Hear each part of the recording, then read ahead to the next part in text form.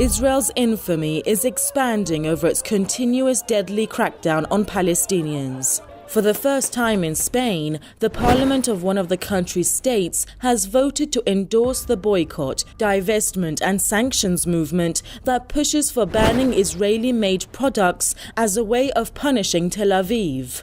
The vote last month by the Parliament of the Chartered Community of Navarre in Spain's north was passed, thanks to support by representatives of all the parties represented in Parliament except the centre-right Popular Party, which is pro-Israel.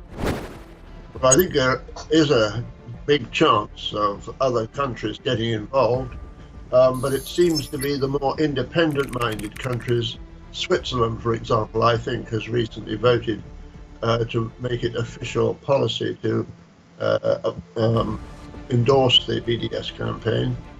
I think the key of the Navarre decision is that they've brought in a law saying it's permissible or it's not to be made illegal to criticize the BDS campaign.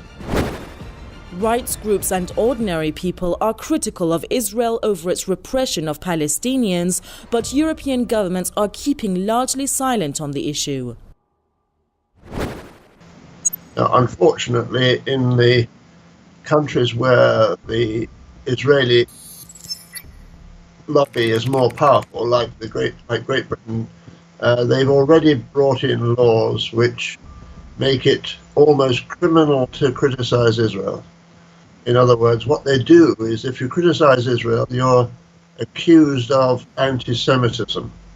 Anti-Semitism is linked to racism, and they can make the juries in trials, as the two we've just had, think that criticizing Israel is equivalent to racism.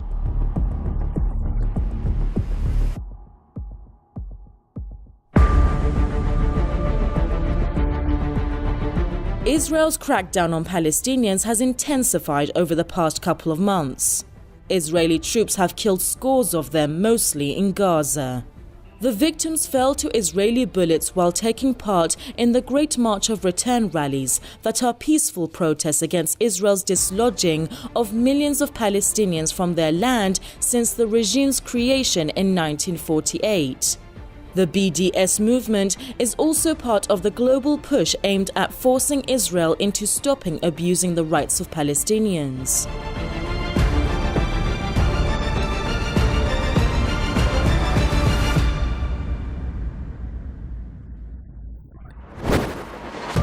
Some believe that campaigns like the BDS are effective in promoting global awareness about Israel's oppression of people in Palestine. Others are skeptical about the effectiveness of such movements. They say only meaningful actions by international bodies like the UN Security Council or tribunals like the International Criminal Court (ICC) can bring Israel into line.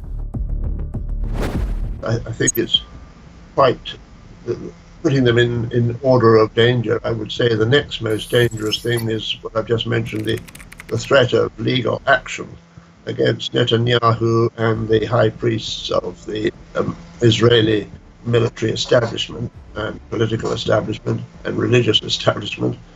And I think that's coming. Above that, in terms of danger, would be a threat through the Security Council. Israel enjoys full support from its main ally, the US, at the Security Council, where Washington is a veto power and has steadily shielded Israel from binding resolutions against the regime. The ICC is also notorious for mainly focusing on crimes committed in Africa, not the Middle East.